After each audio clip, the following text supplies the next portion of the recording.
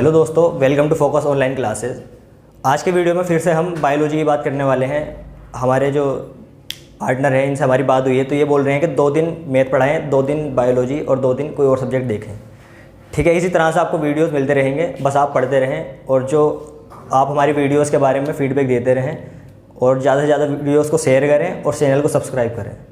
तो आज बात करने वाले हैं हम कोशिका के बारे में। देखें, बायोलॉजी हमारी चल रही थी, इसमें बात करने वाले हैं हम कोशिका के बारे में। ठीक, कोशिका जिसे इंग्लिश में सेल कहते हैं। ठीक है, इंग्लिश में इसको सेल कहते हैं। इसकी खोज किसने की थी? सबसे पहले कोशिका की बात करते हैं कि इसकी खोज किसने की थी। तो कोशिका की खोज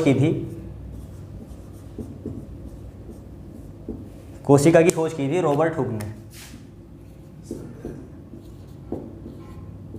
रॉबर्ट हुक कब की थी? 1665 ईस्वी में। ठीक, रॉबर्ट हुक एक यानी कि जीव वैज्ञानिक हैं। ये लकड़ी या पेड़ की जो छाल होती है ना, उससे पदार्थ निकलता कॉर्क, उस पे अध्ययन कर रहे थे। उस वक्त में इन्होंने इसकी कोशिका की खोज की थी। और कैसे की थी? जब इन्होंने देखा कि जो जिस चीज़ पर ये अध्ययन कर रहे थे उसमें कुछ इस तरह की संरचनाएं थी मधुमक्खी के छत्ते के जैसी। तो इन्होंने जब इसको देखा और बताया कि ये एक कमरे के जैसे है, छोटे कमरे के जैसा। कोशिका का जो मायना होता है ना, इसका मतलब होता है मीनिंग सेल, इसका मतलब होता है छोटा कमरा।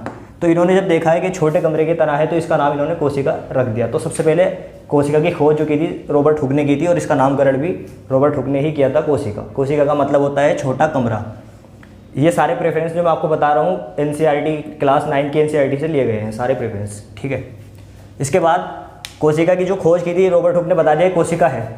पेड़ की छाल का कॉर्क का टुकड़ा लिया उन्होंने, उस पर खोज करके बता दिया। लेकिन अभी इन्होंने बताया नहीं कि कोशिका जीवित है, मृत क्या है क्या नहीं है। ठीक, तो इसके बारे में बताया ल्यूवेन हॉक ने।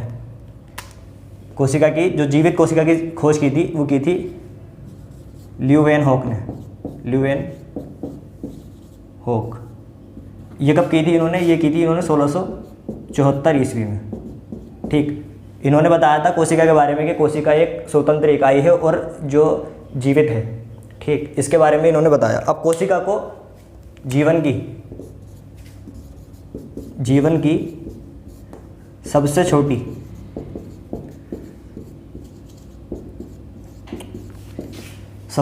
कार्यात्मक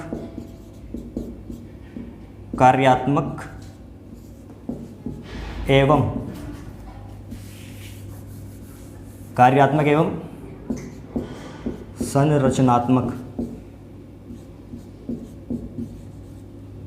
संरचनात्मक इकाई कहते हैं।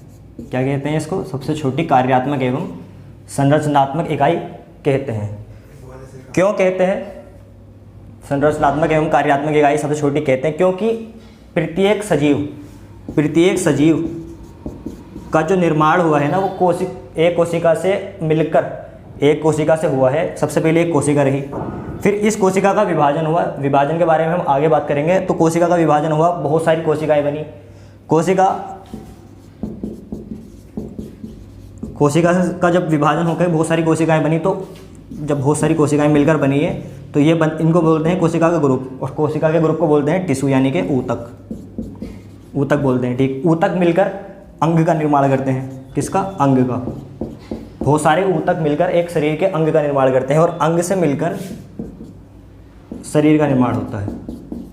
ठीक, तो इसलिए इसे सबसे छोटी क्योंकि एक कोशिका से स्टार्ट हुआ और पूरा शरीर बन गया हमारा। ठीक, पूरा शरीर बन गया, चाहे वो मानव का हो या पेड़ पौधों का हो, पादप हो या जंतु हो, कुछ भी हो सकता है। ठीक, एक कोशिका से लेकर पूरा शरीर बन गया, तो इसलिए इसको सबसे छोटी कार्यात्मक एवं संरचना की बात चली ना यहाँ पर। संरचना कितनी हो गई?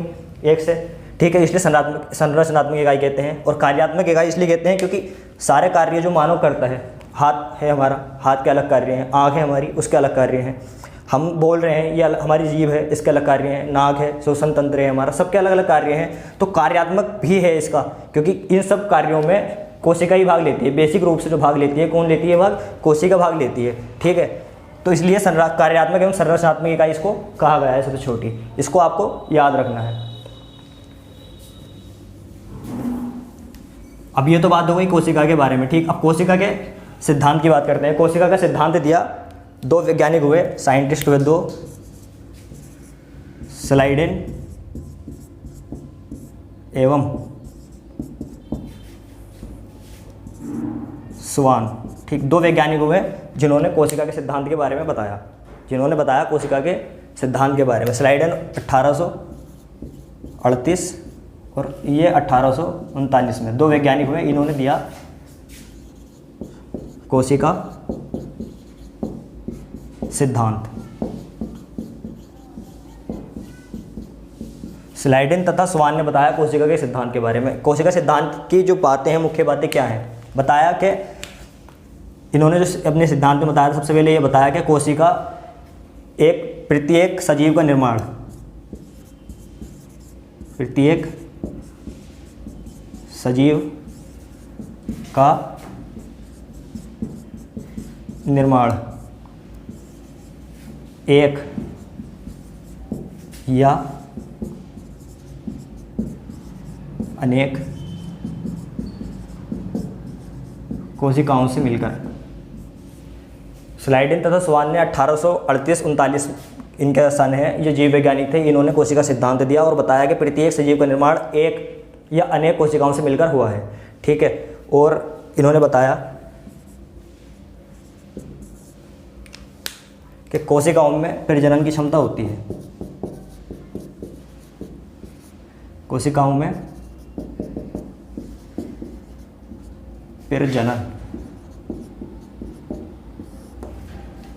प्रजनन की क्षमता होती है।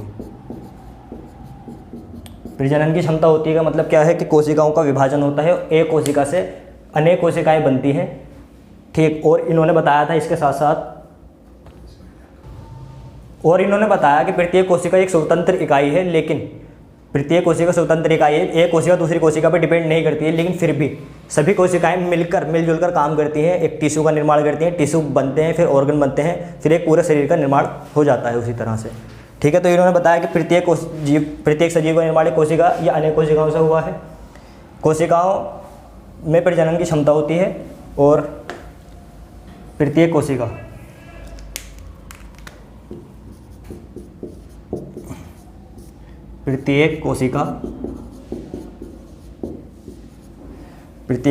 एक स्वतंत्र इकाई है। प्रत्येक कोशिका एक स्वतंत्र इकाई है और फिर भी ये मिलजुल कर काम करती हैं, संगठित होकर काम करती हैं। और इसके अलावा इन्होंने बताया कि जो कोशिका में प्रजनन की क्षमता होती है ना, कोशिकाओं का जो एक कोशिका से अनेक कोशिकाएं बनती हैं, उसमें जो सबसे इम्पोर्टेंट रोल होता है, सबसे इम्पोर्टेंट रोल जो होता है वो केंद्रक का होता है। सबसे इम्पोर्टेंट रोल किसका होता है? केंद्रक का। कोशिका विभाजन में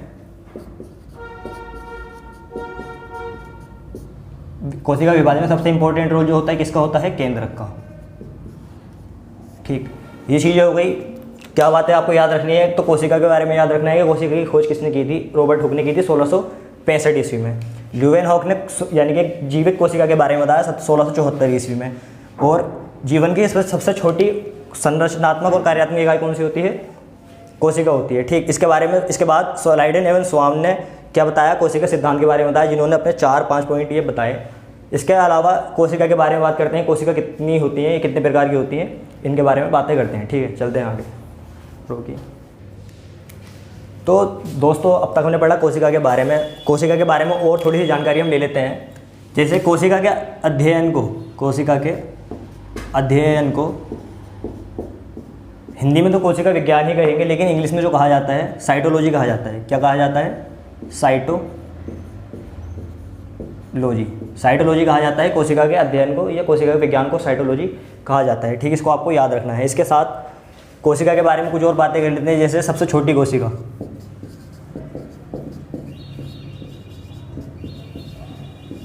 सबसे छोटी कोशिका किसकी होती है? सबसे छोटी कोशिका होती है जीवाणु की। कौन से जीवाणु की होती है? जीवाणु माइकोप्लाज्म। सबसे छोटी कोशिका होती है जीवाणु माइकोप्लाज्म की। तो सबसे बड़ी कोशिका भी होती होगी जरूर। फिर सबसे बड़ी कोशिका होती है सबसे बड़ी कोशिका होती है तंत्रिका तंत्रिकी। तंत्रिका तंत्रिकी जो मानव शरीर की सबसे बड़ी कोशिका होती है, मानव शरीर की सबसे बड़ी कोशिका होती है। इसके आगे लिख देता हूं मैं, मानव शरीर की। ठीक, मानव शरीर की सबसे बड़ी कोशिका तो होती है तंत्रिका कोशिका। तंत्रिकी सबसे बड़ी कोशिका होती है। ठीक, सबसे छोटी कोशिका जीवाणु माइकोप्लाज्मिक होती है, लेकिन एक कोशिका और होती है जो सबसे बड़ी और सबसे भारी होती है, सबसे बड़ी और भारी ये होती है शुतुरमुर्गे के अंडे की।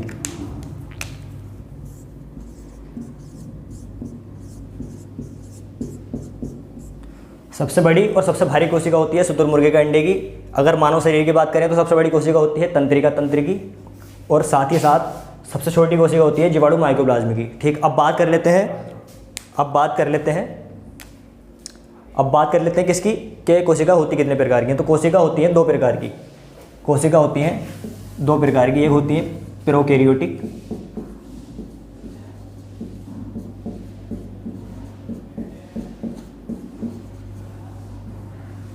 और दूसरी होती है यूकैरियोटिक।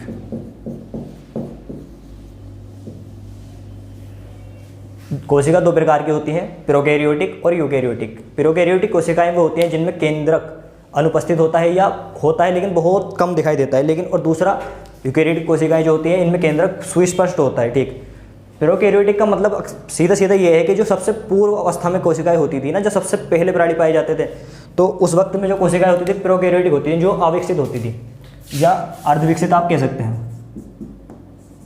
अर्धविकसित। ठीक, और जो यूकैरियोटिक कोशिकाएं होती हैं वो आज की होती हैं और वो होती हैं पूरी तरह से विकसित कोशिकाएं।